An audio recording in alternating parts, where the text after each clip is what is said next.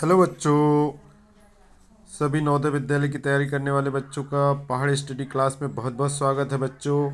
कल आप लोगों का पेपर रहेगा। आज अंतिम मौका है आपको, अंतिम प्रहार है बच्चों।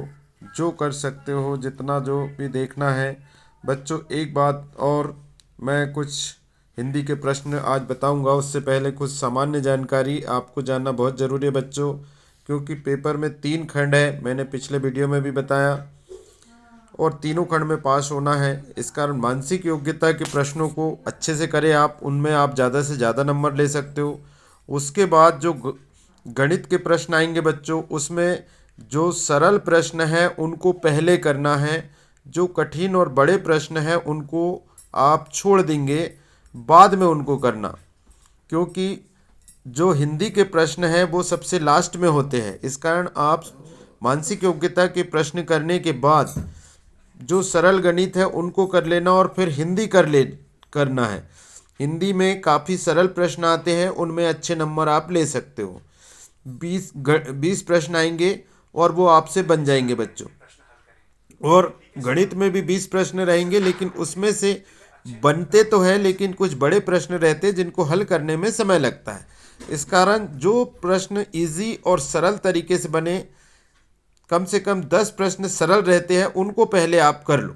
जितने सरल प्रश्न हैं उनको करने के बाद फिर आपको कठिन प्रश्न करना है। लेकिन पहले सरल प्रश्न करने के बाद आपको हिंदी कर लेना है। हिंदी विषय को आप पूरा कर लीजिए, और उसके बाद आप कठिन प्रश्नों की ओर आए बच्चों। गणित के जो 5-6 प्रश्न ऐसे रहते हैं जो थोड़े बड़े रहते हैं, उनमें आपको समय खराब नहीं करना है। तो बच्चों, आपको अगर परीक्षा में नंबर अपना बढ़ाना है, अपना सिलेक्शन पक्का करना है, तो कुछ नियम होते हैं, उसी के अनुसार आपको पेपर देना है।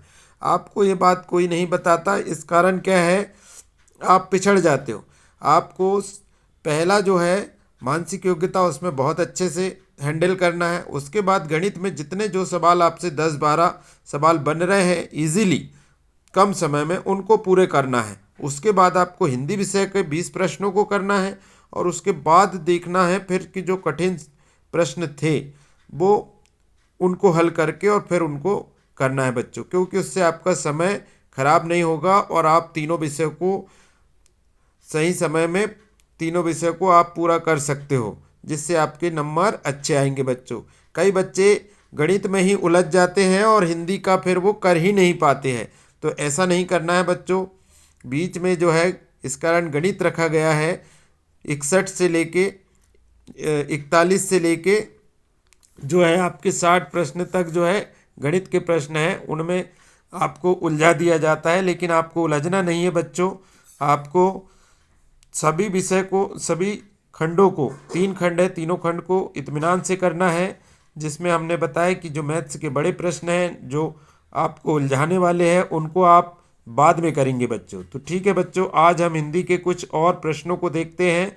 चलते हैं आगे अपने प्रश्नों की ओर। मेरी बातों का ध्यान रखें बच्चों, चैनल को लाइक सब्सक्राइब करें। आज आपके पास अंतिम मौका है, अंतिम प्रहार है, क्योंकि नवोदय विद्यालय का परीक्षा सिर्फ एक ही बार दिया जाता है। 6 क्लास के लिए, आप 6वीं क्लास के लिए एक बार ही दे सकते हो। तो चलते बच्चों प्रश्नों की ओर। देखते बच्चों, अनुच्छेद 1, शरीर का भार कम करने या स्वस्थ भार बनाए रखने के लिए केवल 2 साधारण नियम है। वे है कम वसा और शर्करा वाला संतुलित भोजन करना और अधिक व्यायाम करना। भार कम करने के लिए आपको भूखे रहने की कोई आवश्यकता नहीं है। यदि आप चीनी, केक और बिस्कुट कम लें तथा अधिक फल और सब्जियां खाएं और पर्याप्त पानी पिए, तो आपका भार कम हो जाएगा और आप अधिक स्वस्थ हो जाएंगे। प्रतिदिन सैर के लिए जाएं या साइकिल चलाएं। टेलीविज़न देखने या वीडियो गेम्स खेलने के स्थान पर अधिक सक्रिय रहें। तो बच्चों, ये हमने पढ़ा, इसके आंसर देखते हैं। देखो, हम स्वस्थ कैसे रह सकते हैं, तो हमने पढ़े कि संतुलित भोजन खाकर और व्यायाम करके। ये हमारा राइट आंसर है बच्चों। फिर हमारा अगला क्वेश्चन देखते हैं हम, कि अगला क्वेश्चन है भार कम करने के लिए हमें क्या अधिक खाना चाहिए। तो हमने देखे कि फल और सब्जी अधिक खाना चाहिए, तो जिससे भार कम हो सकता है। तो फल और सब्जी हमारा राइट आंसर है बच्चों। फिर स्वस्थ रहने के लिए हमें क्या अधिक पीना चाहिए, तो अभी हमने पढ़े पानी अधिक पीना चाहिए बच्चों। सी नंबर हमारा राइट आंसर। कौन सा व्यायाम सबके लिए अच्छा है। देखिए कौन सा व्यायाम, सैर करना और साइकिल चलाना, ये सभी के लिए अच्छा व्यायाम कहलाता है बच्चों। फिर है सक्रिय शब्द का विलोम शब्द, सक्रिय रहना, तो सक्रिय का विलोम आ जाएगा निष्क्रिय। निष्क्रिय राइट आंसर है बच्चों। तो हमने अनुच्छेद 1 देखे, अनुच्छेद 1 को आप पढ़ ले अच्छे से और इसके आंसरों को फिर से रिवाइज करके देखिए। अब अनुच्छेद 2 देखते हैं बच्चों। देखिए अनुच्छेद 2 में शरद ऋतु गर्मी और जाड़े के मौसम के बीच आती है।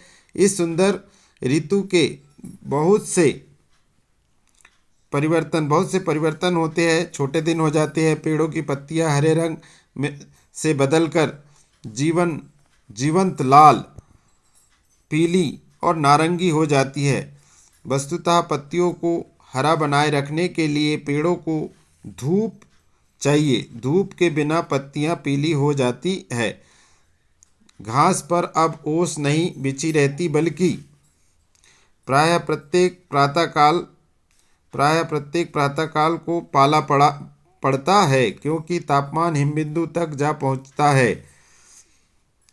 पशु जाड़े के लंबे महीनों के लिए पर्याप्त भोजन एकत्र करने लगते हैं। ये परिवर्तन तब होते हैं जब हम ग्रीष्मकाल की गर्मी से शीतकाल की सर्दी के अनुकूल हो रहे होते हैं। तो देखो बच्चों हमने ये पढ़ा, अब इसके आंसर देखते हैं हम। पहला है ग्रीष्म और खालिस्तान के बीच शरद ऋतु आती है। ग्रीष्म और शीत ऋतु हमको मालूम है, इसका सी नंबर राइट आंसर हो जाएगा। शरद ऋतु में निम्नलिखित में से क्या परिवर्तन हो सकता है, तो छोटे दिन होते हैं बच्चों, इसका ए नंबर राइट आंसर है। फिर शरद ऋतु में पत्तियां पीली हो जाती है क्योंकि उन्हें पर्याप्त प्रकाश नहीं मिलता है ना, पर्याप्त प्रकाश नहीं मिलता है, हमने अभी पढ़े। फिर अगला क्वेश्चन है शरद ऋतु के बीतने की तैयारी करते हुए पशु क्या करते हैं। पशु भोजन एकत्र करते हैं, यह ए नंबर राइट आंसर है। बिछी होती है के लिए दूसरा शब्द आएगा ढकी हुई, है ना बच्चों, ये आपका सी नंबर राइट आंसर है। चलते हैं अगले अनुच्छेद की ओर। अनुच्छेद 3 है दीपक उत्साहित था। वह अपने चाची और चचेरे भाई बहन प्रीता और रिया के साथ रविवार को पिकनिक जा रहा था। उसने उसके तैराकी के सामान, नाश्ते और खाने के सामान को अपने एक पिट्ठू बैग में रख लिया। वे सुबह 6 बजे चल दिए। बहुत दूर तक गाड़ी चलने के बाद पिकनिक के स्थान पर सुबह 9 बजे गए। यहाँ गांव में एक फार्म हाउस था। उन्होंने गांव के चारों ओर घूमकर धान के खेत देखे और जाना कि चावल कैसे उगाया जाता है। वे पेड़ों पर चढ़े और आम और तथा अमरूद तोड़े। दोपहर को एक पेड़ के नीचे बैठकर उन्होंने दोपहर का भोजन किया। जब चाचा जी ने कहा कि अब घर लौटने का समय है, तो वे और देर ठहरना चाहते थे क्योंकि उन्हें गांव बहुत अच्छा लगा। तो हमने इसको अनुच्छेद को पढ़े। अब इसके आंसर देखते। उत्साहित शब्द का अर्थ होता है, उत्साहित मतलब बहुत प्रसन्न होना, उत्साहित होना, प्रसन्न होना, बहुत प्रसन्न होना, बी नंबर राइट आंसर है बच्चों। दीपक और उसके चचेरे भाई बहन खालिस्तान गए। कहाँ गए वो? दीपक और उसके चचेरे भाई बहन खालिस्तान।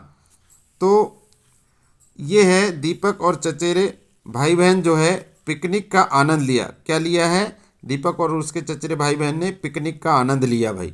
फिर 73 है दीपक अपने खालिस्तान के साथ पिकनिक गया था। तो दीपक अपने चाचा जी और चचेरे भाई बहन के साथ, चाचा जी और चचेरे भाई बहन के साथ गए थे। तो इसका बी राइट आंसर है। पिकनिक का स्थान एक खालिस्तान में था, तो इसका सी नंबर गांव में था बच्चों। इसमें आप देखे अभी हमने कि गांव में था। और चाचा जी ने दीपक को दिखाया कि कैसे चावल उगाते हैं। तो इसका चावल उगाते हैं, डी नंबर राइट आंसर है। इस अनुच्छेद को आप अच्छी तरह देख लें, इसके प्रश्न है। चलते हैं अगला अनुच्छेद हमारा 4। अनुच्छेद 4 देखते हैं। तो अनुच्छेद 4 में है क्या आपने रस्साकसी खेल खेला है। यह एक रोचक खेल है रस्साकसी का खेल। खेलने के लिए आपको कुछ खुली जगह, एक लंबी और मजबूत रस्सी और खिलाड़ियों की 2 टीम आवश्यकता होती है। खेल तभी रोचक होगा जब दोनों टीमें बराबर मजबूत होगी। दोनों टीमों के बीच एक रेखा खींची जाती है। जो टीम खींची जाती है और बीच की रेखा पार करने के लिए बाध्य कर दी जाती है, मतलब रेखा पार हो जाती है, वो टीम हार जाती है। टीम के सबसे शक्तिशाली सदस्य को चाहिए कि वह रस्सी के अंतिम छोर को मजबूती से पकड़े रहे और टीम को संगठित होकर रस्सी को खींचना चाहिए। खेलने के स्थान पर पत्थरों को साफ कर देना चाहिए, अन्यथा उनसे चोट लग सकती है। तो हमने अनुच्छेद पढ़े। पहला है रस्साकसी खेल है। रस्साकसी है तो वो एक खेल है बच्चों। सी नंबर हमारा राइट आंसर आ गया। फिर है रस्साकसी में हम क्या है, रस्सी खींचते हैं, मुक्केबाजी करते हैं, छुपा छुपी खेलते तो हम रस्सी खींचते हैं। सी नंबर हमारा राइट आंसर है। रस्सी के अंतिम छोर को पकड़ने वाला टीम का खालिस्तान सदस्य होता है, सबसे शक्तिशाली सदस्य होता है। हमने अभी अनुच्छेद में देखे है ना, सबसे शक्तिशाली सदस्य होता है। फिर हम देखते हैं जो टीम जो बीच की रेखा पार खींच जाती है ना, खींच ली जाती है, वो क्या होती है, जो बीच की रेखा पार खींच ली जाती है, बीच की रेखा से इधर खींच ली जाती है, वो हार जाती है। क्या है, बी नंबर, हार जाती है बच्चों। संगठित शब्द का अर्थ है साथ साथ, संगठित रहना मतलब साथ साथ रहना। तो इस प्रकार हमने ये प्रश्नों को देखा, ये देख लीजिए आप, है ना, ये अनुच्छेद आप अच्छी तरह से देख लीजिएगा। तो बच्चों आज के लिए इतना ही। आप बढ़िया पूरे मन से एग्ज़ाम दो और अच्छे नंबर लाने का प्रयास करें बच्चों। तो बच्चों सभी को हमारी तरफ से पेपर की अग्रिम शुभकामनाएं। आपका पेपर अच्छा हो, आपका सिलेक्शन पक्का हो। तो बच्चों अब चलते हैं, फिर मिलते हैं कुछ नए रोचक वीडियो के साथ, कुछ नए चैप्टर में मिलेंगे। तब तक सभी बच्चों को जय हिंद, वंदे मातरम। बच्चों चैनल को लाइक और सब्सक्राइब करें बच्चों।